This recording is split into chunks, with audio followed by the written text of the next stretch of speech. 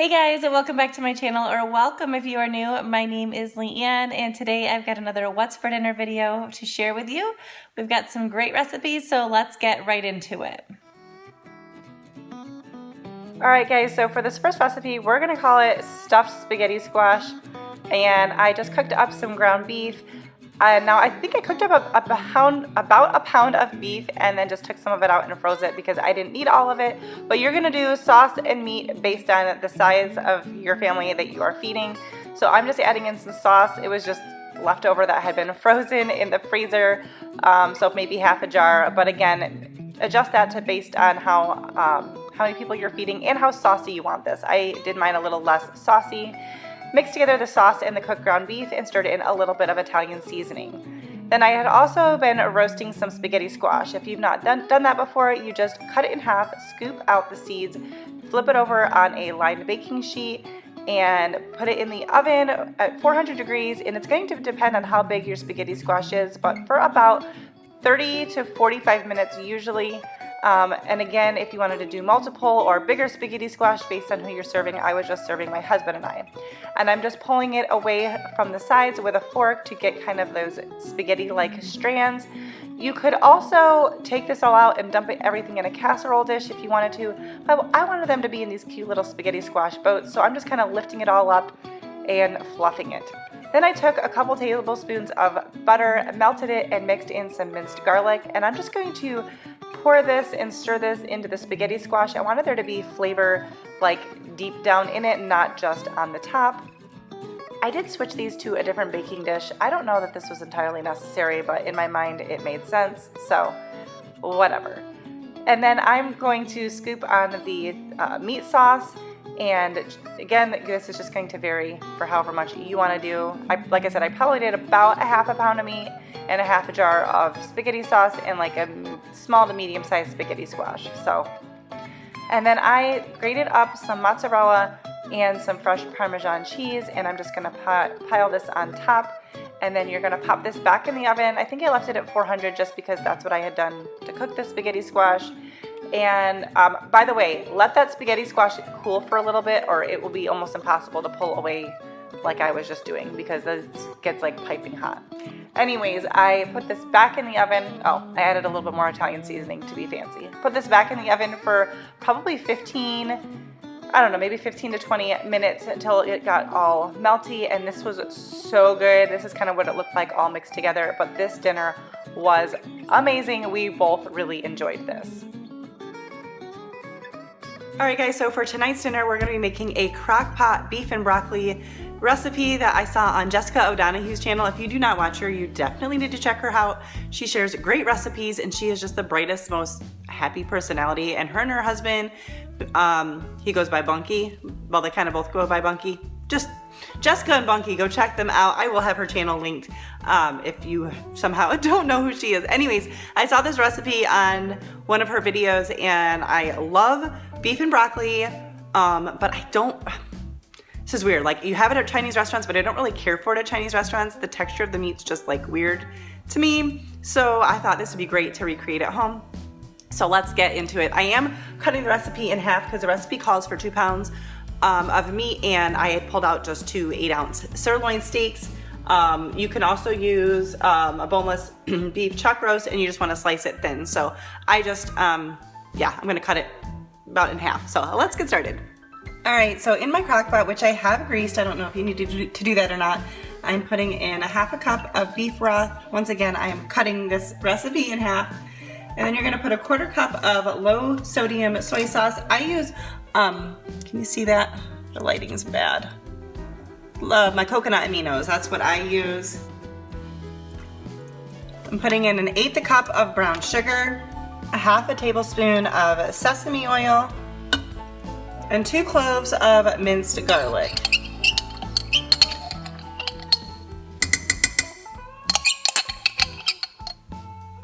Trying to get good lighting. I hope this lighting's good.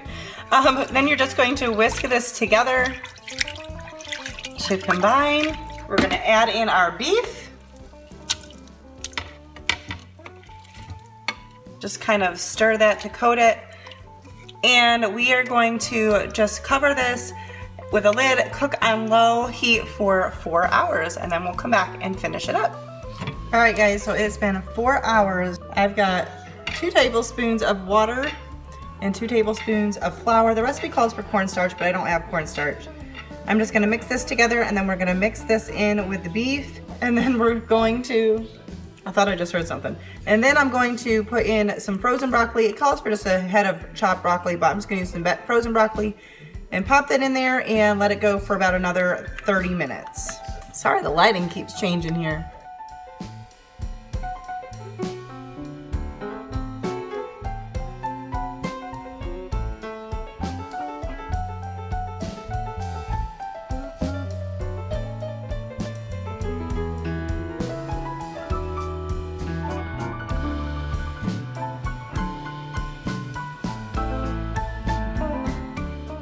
All right, so this recipe would normally be served with rice, but I want to do it with ramen noodles, not the seasoning, just the noodles. I'm going to cook them in beef broth, or boil them in beef broth, even though I will be draining out the broth, but just wanted to give it a little extra flavor. So I'm going to boil some beef broth and put the noodles in and cook them, and then we will eat up dinner.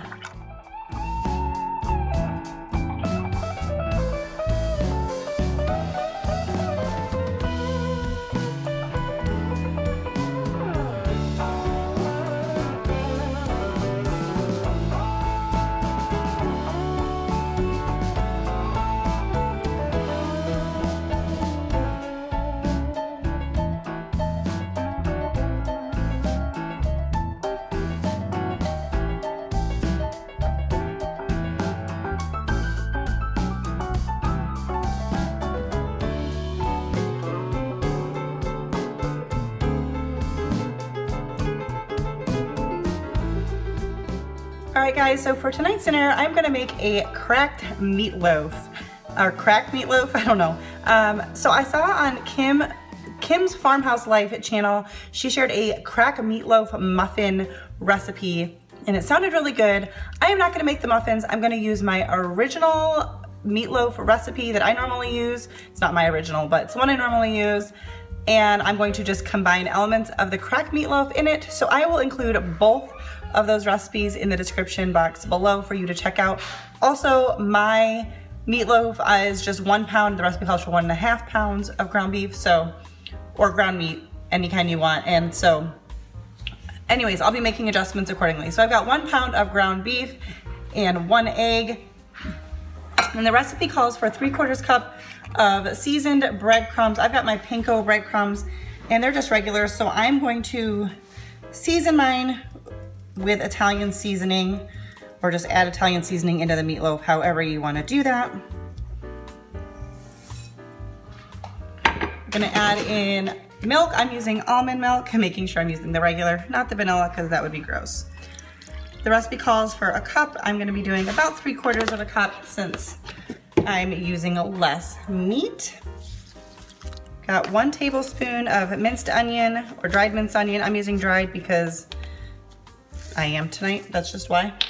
Also 1 tablespoon of Worcestershire sauce, or like I said, some of these I'm gonna do a little bit less just to accommodate the fact that it's less meat. 1 teaspoon of seasoned salt. I'm actually just I normally just use regular salt. I got some Worcestershire sauce on my hand here. Normally I just use regular salt, but I'm gonna use this Herbamare. It's herbed sea salt. So what did I say, 1 teaspoon.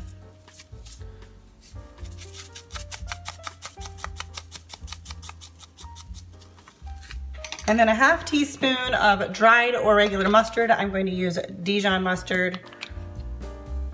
All right, and now that is it for the meatloaf recipe. But we're going to add in 2 tablespoons of ranch seasoning. I make my own, but you can of course just use the store-bought. I'm just gonna eyeball this. I'm getting low. Gotta make some more. About 1 cup of shredded cheddar cheese, and 1/2 cup of chopped bacon.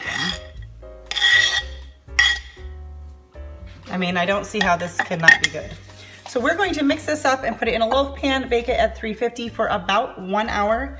I am using gloves because I don't like handling raw meat, especially if I gotta mix it. It's just gross to me. Mainly gross because it gets stuck in your fingernails.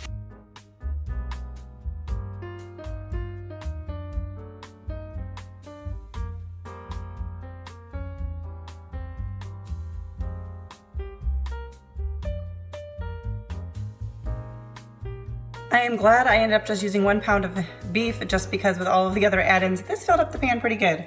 So the recipe for the crack meatloaf says to add some ketchup on top and then put in the oven. I am going to make my own barbecue type sauce with some ketchup and mustard and brown sugar, and I will top that maybe like the last 10 to 15 minutes.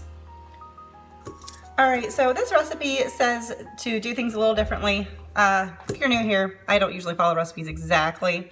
But we are going to take a pound of green beans, ends trimmed, and you're supposed to lay those on a greased sheet, baking sheet, and then we're gonna do the mixture. I'm gonna do the mixture in a bowl and then toss the green beans in with it and then lay it on a baking sheet just because I feel like that's going to be easier. All right, so let's get started.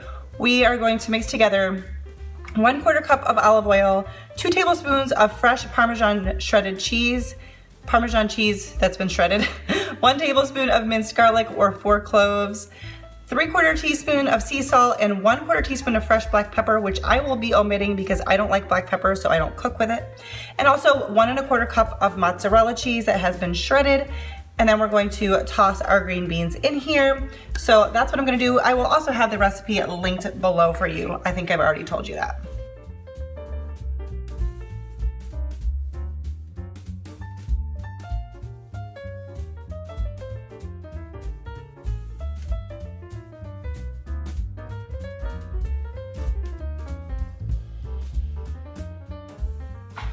All right guys, so I've already made an error. The mozzarella cheese was supposed to be put on after it was baked for 25 minutes. So this may end up being a mess. We're gonna find out. We're gonna put this in, it's supposed to be 425 for 20 minutes, and then you put the mozzarella on and put it under the broiler for like 5 minutes. So that's not gonna happen. I'm just gonna put it in the oven like this and hope for the best. Wish me luck. All right, so to top this meatloaf, I'm not using barbecue sauce. I'm just going to use a combination of ketchup, mustard, Worcestershire sauce, and brown sugar. Just do it to your liking. I don't have measurements. I'm also making enough to put on afterwards for dipping because we really like it.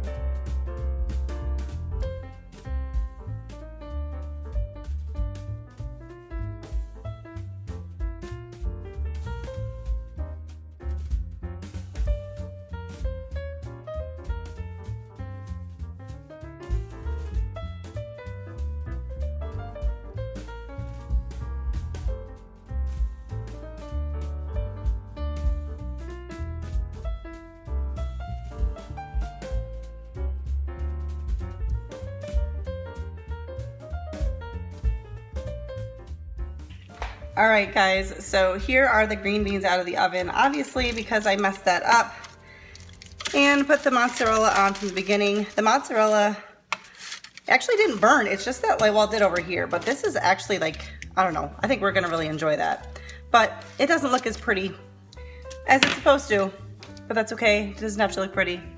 It just has to taste good. So we are going to eat.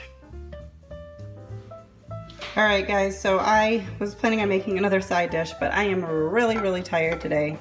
So meatloaf and green beans, these didn't come out exactly the way I intended them to, but they actually taste really good, and I'm looking forward to trying this. All right guys, so I'm gonna wrap up this video. I'm up here in my bedroom, so much different setting, but I just wanted to finish this up. I hope you enjoyed these recipes. They were really good. My green beans didn't quite come out the way they were supposed to, but actually tasted really, really good. I would do them again. I would probably just leave the mozzarella off till the end.